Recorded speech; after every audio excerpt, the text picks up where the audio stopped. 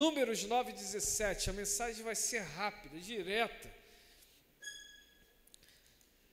Eu acho que eu nunca preguei uma mensagem tão rápida como vou pregar hoje.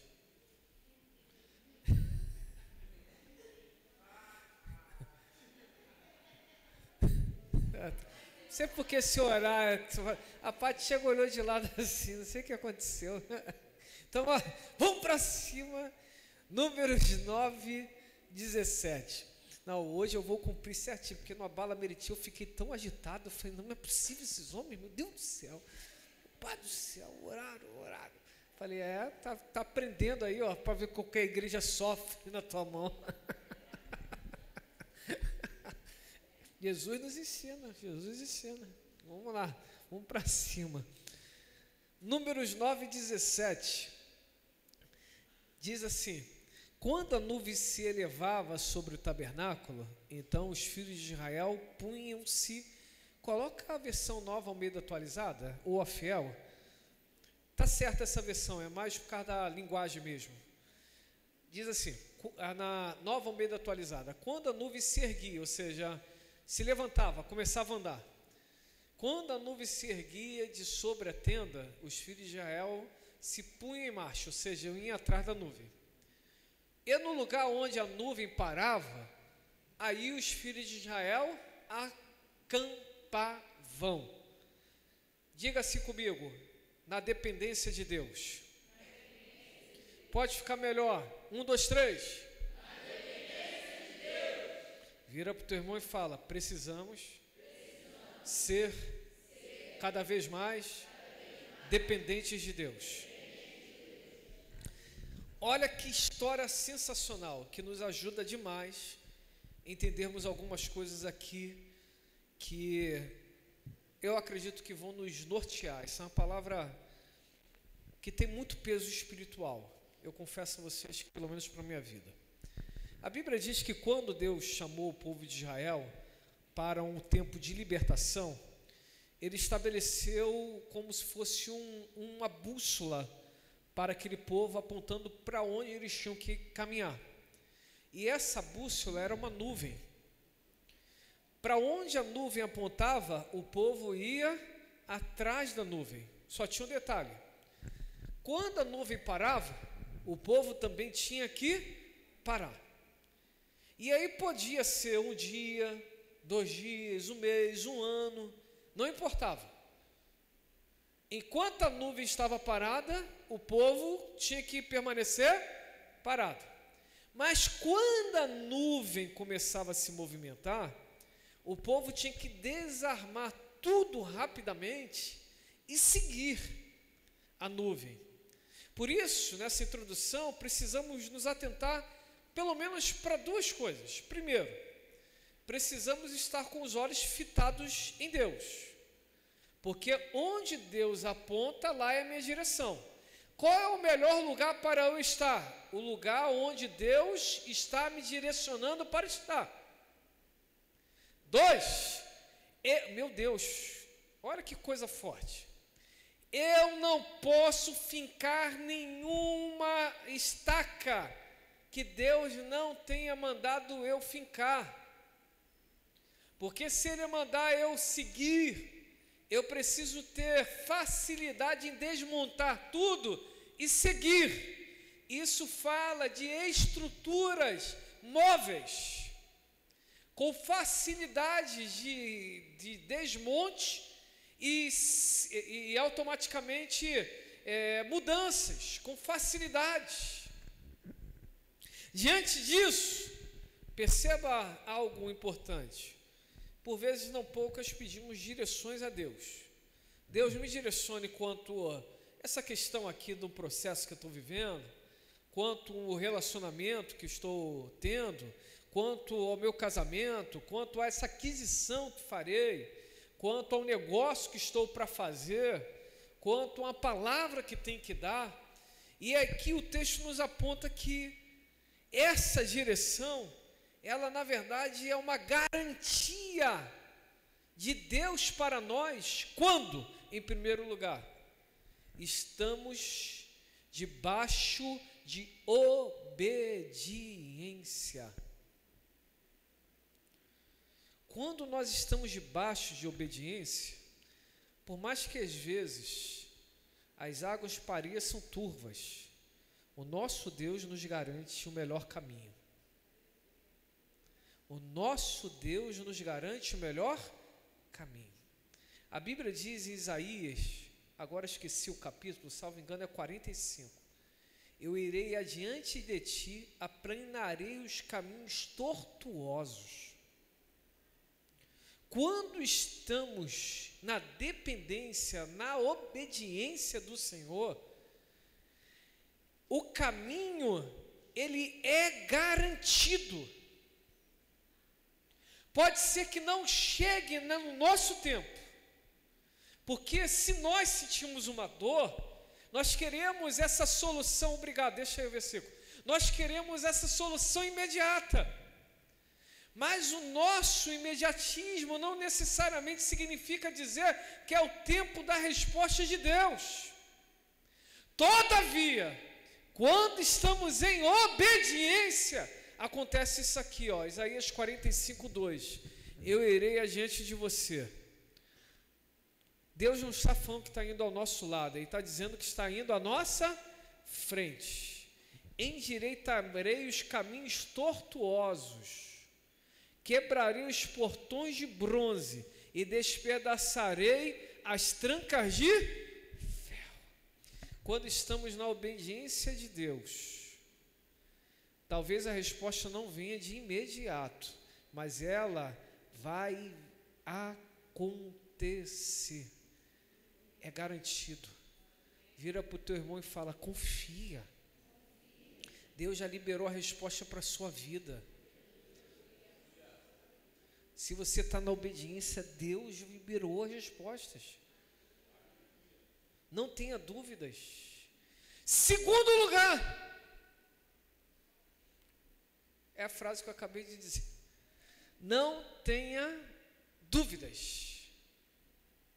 Se você está na obediência, fez tudo certo, acredite, livramento e escape virá da parte do Senhor para a sua vida. Um dia, Mordecai, olhando para Esther, que era sua sobrinha barra filha, porque ele criou, e ela estava com muito medo de chegar diante do rei Assuero para pedir a oportunidade de apontar que Amã tinha preparado uma forca a Mordecai e a morte avassaladora a toda a nação.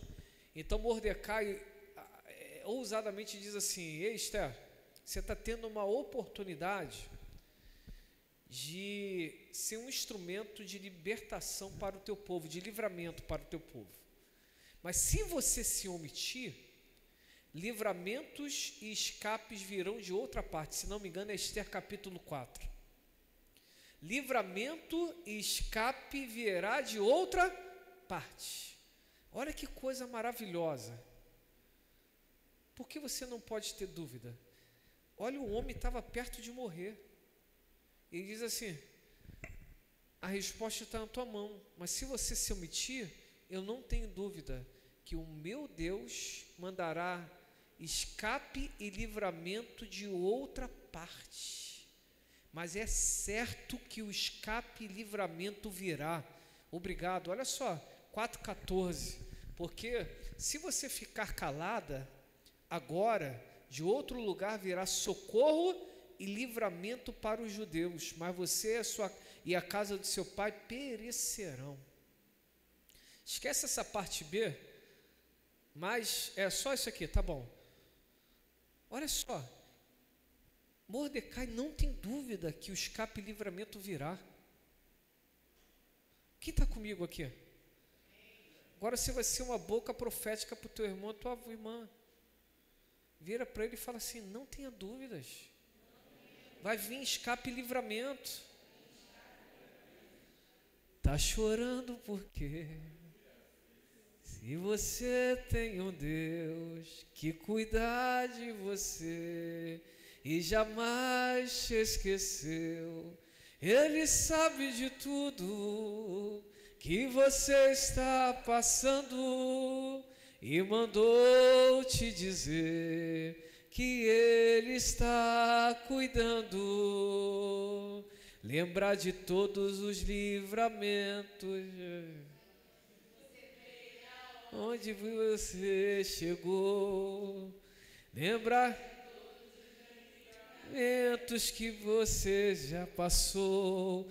Nem era para você estar aqui, mas Deus falou assim: esse aí vou levantar,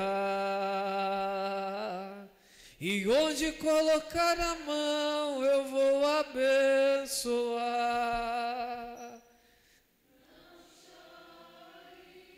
Quem cuida de você não dorme. Levanta, tem muita gente que te ama. Deus mandou te dizer que vai acontecer. Deus mandou te falar que tudo vai passar.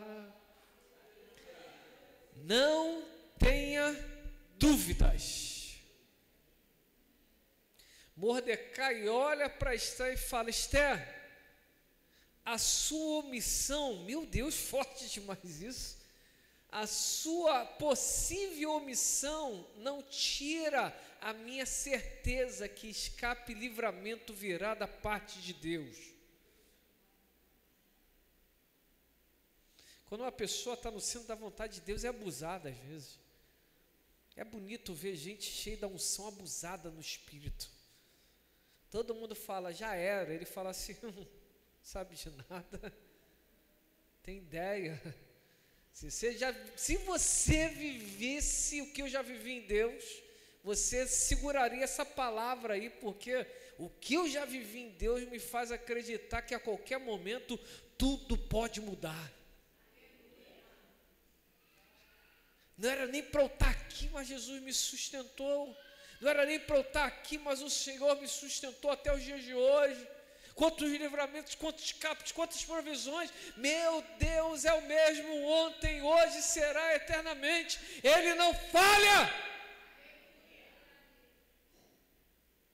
E por fim, concluindo a mensagem, essa história nos aponta que algumas coisas precisam estar destacadas no nosso coração. Primeiro, nós precisamos estar em obediência a Deus. Segundo, nós não podemos ter dúvidas. Terceiro, temos que confiar que Deus sempre tem o melhor para as nossas vidas. Sempre tem o melhor para as nossas vidas. 2 Coríntios capítulo 2 é o tema desse ano aqui na igreja. Aquilo que os olhos não viram, o coração não ouviu, o que os olhos não ouviram, os ouvidos não ouviram e o coração não sentiu, são as coisas que Deus preparou para aqueles que Ele ama e que são chamados por Ele. Tem coisas maiores para a sua vida.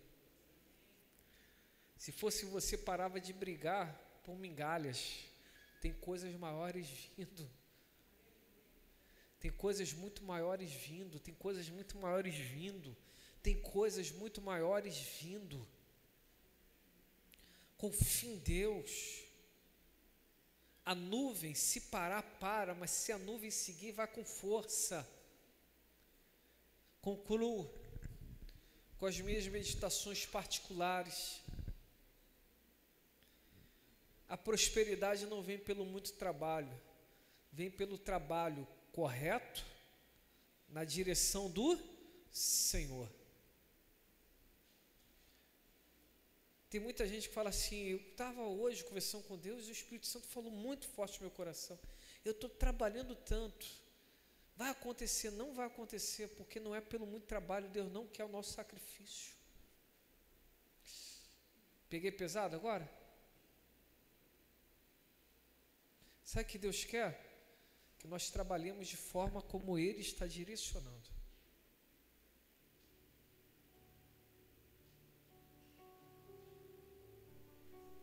Estão comigo aqui nessa noite?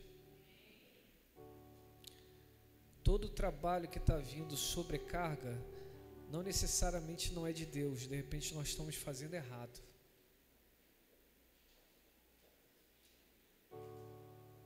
Não é pelo muito trabalhar. Deus olhou para o povo de Israel e disse: lembra-te, ó Israel, que foi o Senhor teu Deus que te deu força para adquirires riqueza. Não é o muito trabalhar, é o trabalhar de forma certa, focando naquilo que de fato tem retorno. Aleluia, né, Rebeca? Aleluia. Confirmou ali, ó. É o trabalhar na direção. Dentro de casa, é na direção. Se não está dando para falar mais, cala a boca. Mas fala mais com o Senhor. Esses dias uma pessoa falou: pastor, o que você faz às vezes e tal? Eu falo: meu irmão, eu o tempo todo estou orando. Quando eu entro no carro, o tempo todo estou orando. Falo com Deus em línguas normais, línguas que nem eu entendo. É eu e Deus. Púlpito eu tenho que ter cuidados. Mas no meu particular com Deus, eu rasgo o meu coração, eu choro. Eu bato no volante. Eu guerreio. Não tem aquele lance de Jacó no vale de Jabó? Não te largo enquanto o Senhor não liberar a minha bênção.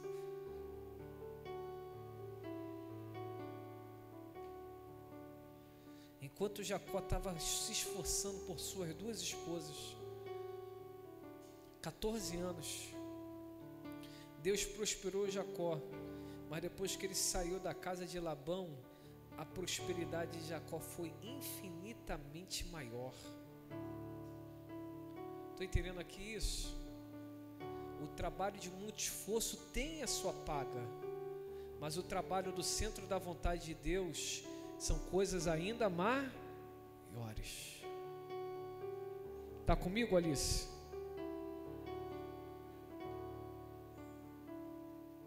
Não significa dizer que ele estava errado, ele estava fazendo o que é certo, mas Deus ensinou para ele que até aquele momento Deus o abençoou pelo esforço dele, mas depois que ele foi tocado na coxa, ele já não tinha mais tanta disposição assim.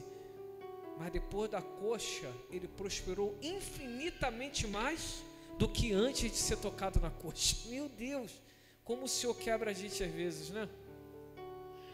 Deus tira a nossa articulação, a gente pensa que vai parar tudo. Estou falando pelo Espírito isso aqui. Aí o Senhor fala assim: não vai parar nada, agora que você vai entender o que é prosperidade da minha parte.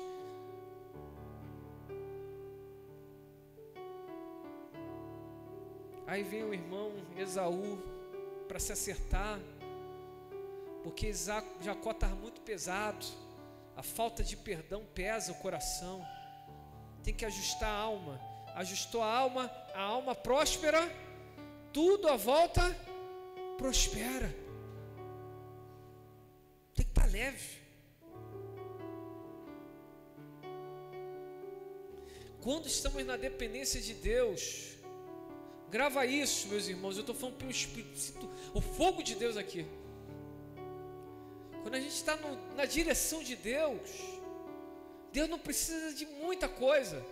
Ele pega José, que era inteligente, mas não era o grande especialista, e ele coloca José como segundo no Egito. Não precisa de muito, só precisa do básico sendo feito de forma honesta e correta. Como vai ser isso? Pega tudo que recebeu, divide em 5 partes. 2 partes vão para o celeiro e 3 partes vão usar no dia a dia. É só isso, só isso. Então o que eu tenho que fazer? Você tem que ter disciplina, atenção e cuidado, e tem que preparar celeiros, só isso. Tem mistério nisso? Não, mas tinha a bênção de Deus ali.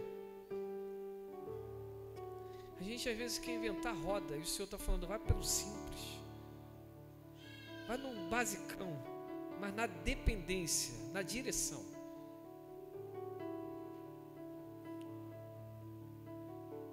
na direção. Quem é Abraão? Era o maior negociador? Nada. Dá para ver ali quando ele chega no Egito que não era tão bom negociador assim. Mas Abraão era inteligente. Adquiriu uns animaizinhos, montou um exército particular de 300 valentes para proteger.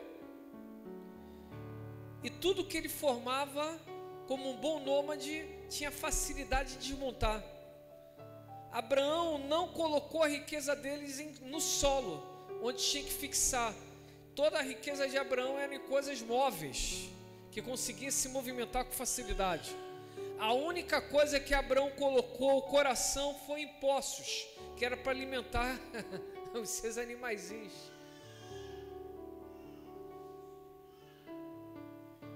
Depois Jacó seguiu o mesmo caminho, e lá na frente Isaac foi reabrir alguns poços. Estão lembrados da história? Sendo que os poços que os pais deles cavaram não serviram para Isaac. Isaac teve que abrir um poço novo, e ali ele achou águas vivas e deu o nome de Reobote. Você pode ter aprendido com os outros, mas você vai ter que cavar o teu poço. Eu vou parar por aqui que eu estou ficando muito ativado. Não, a gente vai terminar cedo esse negócio.